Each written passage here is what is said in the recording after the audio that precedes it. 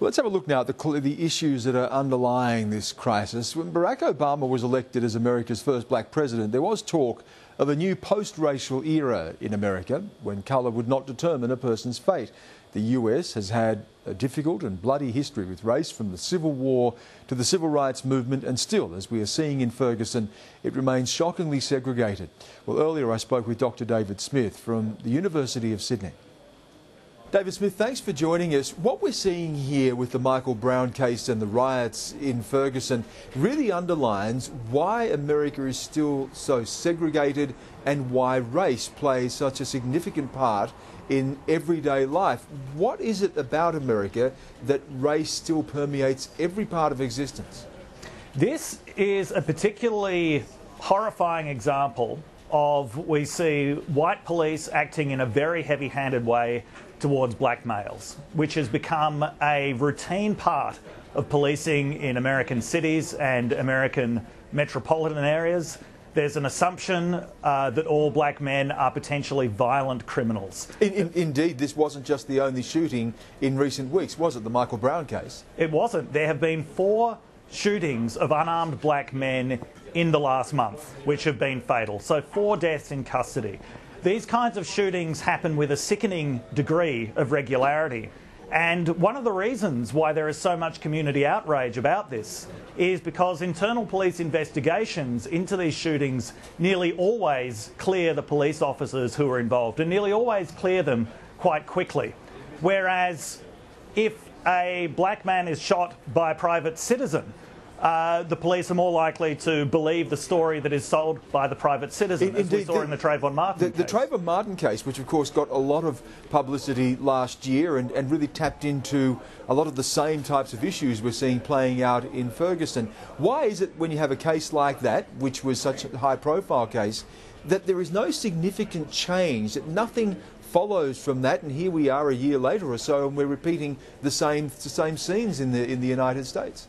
It's because we're seeing this same problem of local police forces acting on these assumptions about black men and then acting to cover up and protect their own. And this is a real problem right across the United States. This is why the Federal Justice Department now is actually intervening to have an independent federal examiner actually investigate this death. But wherever we have just such strict local control of policing, the kind of policing that takes place reflects the local power structure. And the local power structure in all of these examples places black men at the bottom of the pyramid. It means their stories are less likely to be believed, they're more likely to be punished, or punished more heavily for things that they did, punished sometimes for things that they didn't do. Now, why is that, given that in these places you have an overwhelming proportion of black people living there? Why are those numbers not translated to the power structure? What we particularly saw in the Ferguson case is that this is an area which has only been majority black for about the last 10 or 20 years. And so the power structure is still completely white. Most importantly, the police force is still 94% white. The mayor is white, there's only one local black councillor, the school board is white. So in areas where black Americans are relatively recent arrivals, it takes a long time for them to be able to organise and to be able to permeate the power structure.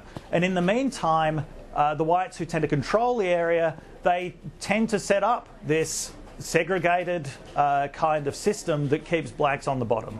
Now, if we look at the crime statistics themselves, yes, we have the disproportionate number of black men being arrested and sadly in some cases shot and killed as well.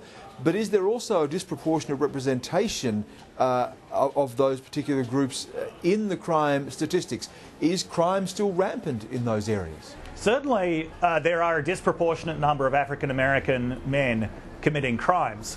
The problem is that when that translates into the assumption that every black man is a potential violent criminal and that if there's any attempt or perceived attempt to resist arrest, then the reaction is to shoot them. So even though black people do disproportionately commit crime at a somewhat higher rate than whites and Hispanics in the United States, what people get really upset about is the fact that this then translates into police killing with impunity. And that is why tensions get so high around these cases, why community anger is so heated, why you see these protests in places like Sanford, Florida, and in places like Ferguson, Missouri. People are just incredibly frustrated at the idea that they can't get justice. When black people commit crime, they get punished. They get punished very, very heavily. There's enormous sentencing disparities between black and white in the United States. So that side of it gets taken care of by the criminal justice system. What the criminal justice system doesn't take care of is these injustices perpetrated against unarmed black civilians by police officers. Just finally, what does this tell us about America, where it can on the one hand elect the first black president, Barack Obama, and you can have a lot of discussion about America moving to a post-racial stage where race is not the single greatest determinant in someone's life, and then we have incidents like this. Does this go to the very heart of America, that despite a war, the Civil War that revolved around the question of race and slavery, despite the civil rights movement, Martin Luther King, Malcolm X and others during the 1960s, despite the election of Barack Obama, that race is still such a determining factor? What does it tell us about the nature of American society? I think what this tells us is still that structures of white supremacy permeate every level of American government, the American legal system, and American society. And yes, certainly there have been gains made. There is no way that Barack Obama could have been elected even 20 years ago. But the biggest gains always tend to come at the top. Despite the fact that we see increasing success in the black middle class, there were all kinds of policies, even post-World War II. This is not going all the way back to slavery. Even post-World War II, that really restrained the development of a black middle class. The fact that African Americans could not buy houses in white suburbs. The fact that they were forced into overpriced, poor standard housing, which was still essentially the ghetto, despite the fact that they were making money and trying to escape from it. This is the nature of residential segregation in the United States. This is why so many places that are predominantly inhabited by African Americans are plagued with poverty and crime. I would recommend to anyone who wants to understand this further, read Ta-Nehisi Coates' essay in The Atlantic earlier this year, The Case for Reparations, that lays out that this kind of discrimination, it didn't end with slavery, and it wasn't ended by the civil rights movement. These structures of white supremacy have a very long life, and they continue to persist. David Smith, good to have you on the program. Thank you again. My pleasure.